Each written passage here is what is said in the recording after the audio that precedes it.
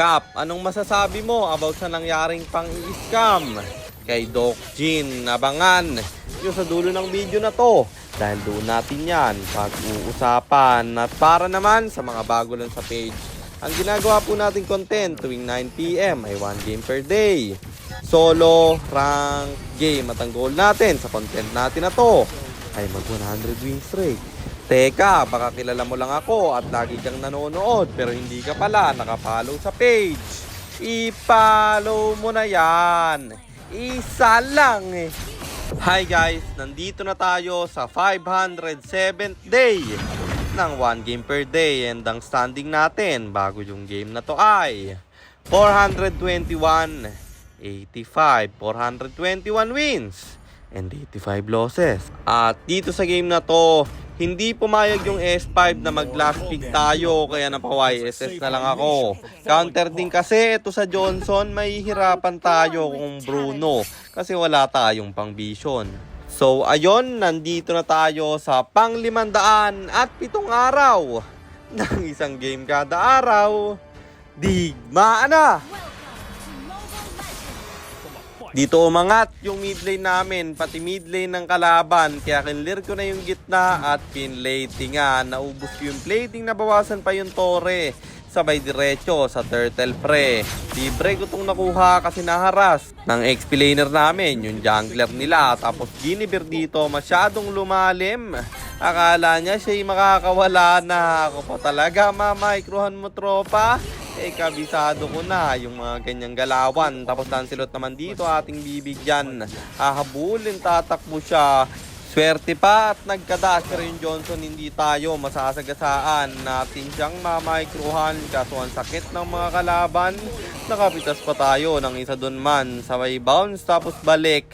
Kasi yung Sicilian kulahan at akin siyang aabutan. Siya patuloy mabibigyan. Sabay plating na naman at mag-out kasi nandyan yung Lancelot.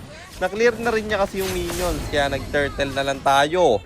Libre ulit natin yung nakuha tapos may clash na magaganap dito sa baba. Late na tayong papasok at puro pulahan na yung mga kalaban. Makakakuha tayo ng double kill. At yung Guinevere na kaabang kaya in-out ko na lang. At sa top lane naman tayo papalag. Naabangan ko yung Lancelot. Mamamatay siya kaso lang nag-overstay ako na petri ng Johnson bro. At nakabawi patuloy yung kalaban doon. Pero babawi tayo. Kilala nyo naman ako. Dito mama yung talo ng Guinevere. At siya pa yung napasama. Lancelot papalag dito pero akin siyang abulin bro. Up yung turtle at wala na naman yung jungler kaya kukunin namin to kasi may Johnson na sasagasa. Nagtago muna ako tsaka rumespo sa binanggaan niya. Patay yung dalawa at yung turtle libre pa namin nakuha. After nun dumiretso ako sa top lane para bumasag ng tore at lumawang aming mapa pre kaso yung Guinevere makulit talaga. Montik pa akong mabangga. Pinindot ko na lang yung dash kasi baka ako'y masagasaan. Pero lampas na yung Johnson. Maligo din yon. Buti na lang inabutan ko pa rin yung Guinevere doon. Natito may clash na magaganap. Lord aking makukuha.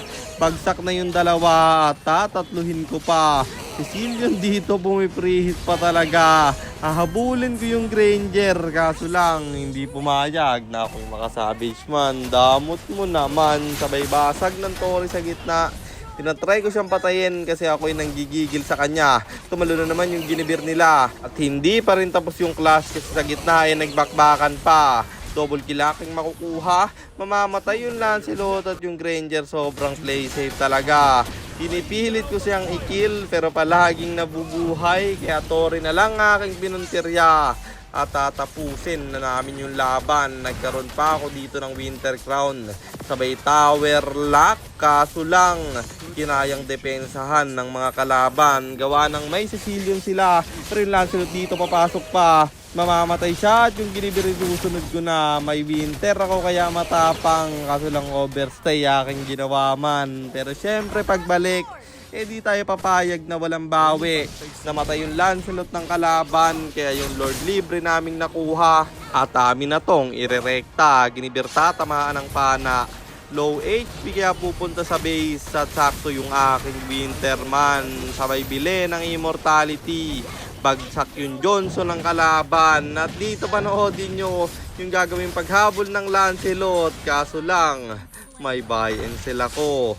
Namatay pa tuloy siya. 3 na lang yung natira sa kalaban. Pwede na natin itong tapusin. Kaso ako ay pulahan. Sabay tower lock pa isa-isa. Na microhan ko yung Cecilio nila.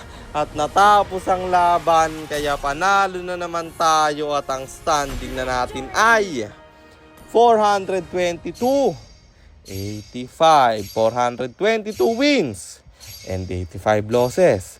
At sagutin na natin yung tanong ni Idol. Ano nga bang masasabi ko dun sa nangyaring pang-i-scam kay Doc Gin? Naranasan ko na rin yan guys, ilang beses na. Hindi ko lang pinopost pero napakarami nang nang-scam sa akin.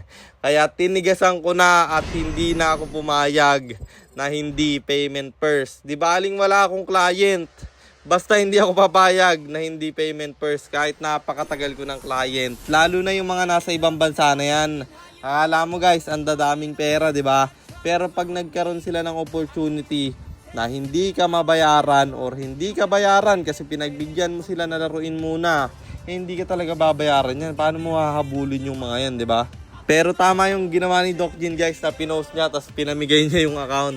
Na hindi ko kayang gawin, hindi ko ginawa yun guys kahit na ang daming ng scam sa akin. Para na rin mabigyan niya ng leksyon yung mga kupal na yan na hindi nagbabayad. At ang payo ko lang kay Doc Gin, wag ka nang papayag na hindi payment first men. At yun lang, sana nasagot ko yung tanong mo Idol. At sana rin meron kayo natutunan sa content natin na to. At kung meron man, pakishare lang. Then after nyo i-share, mag-comment rin kayo ng pa-shoutout para ma-shoutout ko kayo sa mga next nating content. At i-comment nyo na rin ang inyong mga katanungan kasi baka malay mo sa next nating content, comment mo naman ang mapili ko. At kung nagustuhan nyo yung item at emblem na gamit ko sa game na yon, eto yon: Tough Boots, Hunter Strike, Blade of Despair, Endless Battle, Malefic Roar, Winter Crown, or Immortality, and then Rose Gold Meteor pang buy and sell. Emblem natin Assassin, talent natin is Thrill, Seasoned Hunter plus Quantum Charge, at syempre Retribution kasi jungle tayo doon. At para naman sa mga gustong magpapilot ng ML account, mag-PM lang kayo, nagre-reply ako. At syempre may bayad yon, kahit hanggang anong rank pwede nyo ipapilot, kahit anong hero pwede nyo ipaspam, basta may additional payment pag magpapaspam kayo ng hero. At yun lang guys, sana nag-enjoy kayo sa content natin na to.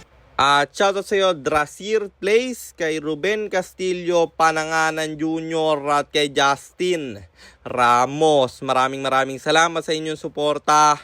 Ingat kayo palagi. God bless. Paalam.